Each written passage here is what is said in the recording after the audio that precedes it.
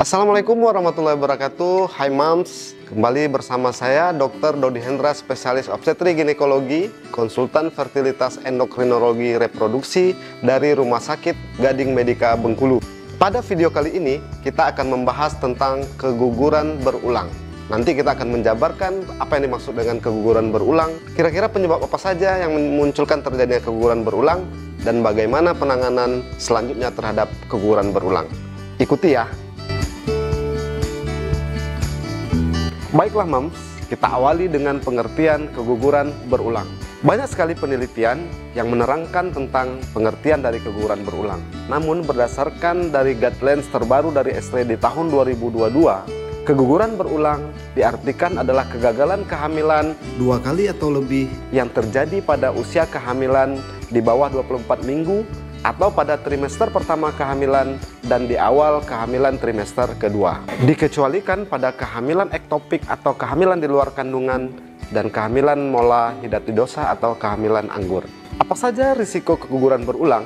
Yang pertama adalah usia. Usia pasangan di atas 35 tahun akan meningkatkan risiko terjadinya keguguran berulang. Yang kedua adalah stres. Kemudian yang ketiga adalah body mass index atau berat badan. Kelebihan dan kekurangan berat badan pada pasangan akan meningkatkan risiko terjadinya keguguran berulang. Selanjutnya adalah kebiasaan merokok, kemudian konsumsi alkohol. Baiklah Moms, sekarang kita akan membahas tentang beberapa penyebab dari keguguran berulang. Yang pertama adalah faktor genetik, selanjutnya adalah faktor kromosom. Penyebab ini merupakan penyebab terbanyak terjadinya keguguran berulang. Selanjutnya adalah penyebab dari trombofilia atau bahasa awamnya adalah kekentalan darah.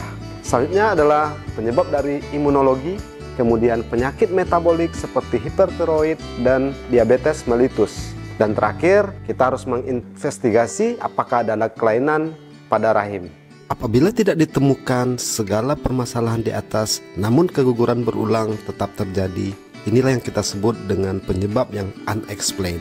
Apabila Moms sekalian pernah menderita keguguran berulang, abortus, maka tindakan apa yang harus Moms lakukan? Tentu saja berkonsultasi dan mendapatkan penanganan dari dokter spesialis obstetri ginekologi untuk menentukan terlebih dahulu kira-kira dari penyebab apakah terjadinya keguguran berulang.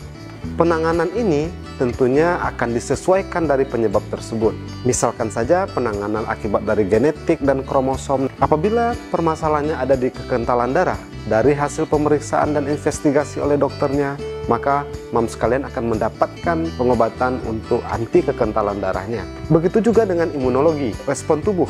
Maka Moms sekalian akan diberikan obat-obatan, diberikan pemeriksaan yang sesuai untuk penanganan dari imunologi ini. Untuk penyakit metabolik seperti hipertiroid, seperti diabetes mellitus, setelah dilakukan pemeriksaan, maka Moms sekalian akan mendapatkan terapi dari hipertiroid dan diabetes mellitus. Selanjutnya, untuk penyebab dari kelainan rahim, Moms sekalian setelah melakukan pemeriksaan akan mendapatkan penanganan apakah dengan obat-obatan, apakah harus memerlukan suatu tindakan untuk pengobatan daripada kelainan rahim ini. Pada akhirnya, apabila Moms sekalian pernah mengalami keguguran berulang, tindakan yang dilakukan adalah melakukan konsultasi ke dokter, dan kami dari Rumah Sakit Gading Medika dari klinik fertilitas siap untuk membantu Moms sekalian untuk mendapatkan dan mengeksplorasi kira-kira penyebab apa, lalu kita akan merencanakan untuk kehamilan yang akan datang. Semoga kehamilan berikutnya tidak terjadi kembali keguguran berulang dan melahirkan bayi yang sehat. Oke Moms and Dad, sekian dulu video kita kali ini. Jangan lupa konsultasikan kesehatan Anda bersama kami di Rumah Sakit Gading Medika Bengkulu di Klinik Fertilitas dan Endokrinologi Reproduksi. Jangan lupa komen dan berikan saran untuk tema apa yang akan kita bahas berikutnya sebagai masukan bagi kami. Jangan lupa saksikan video kami yang lain. Sekian dan terima kasih.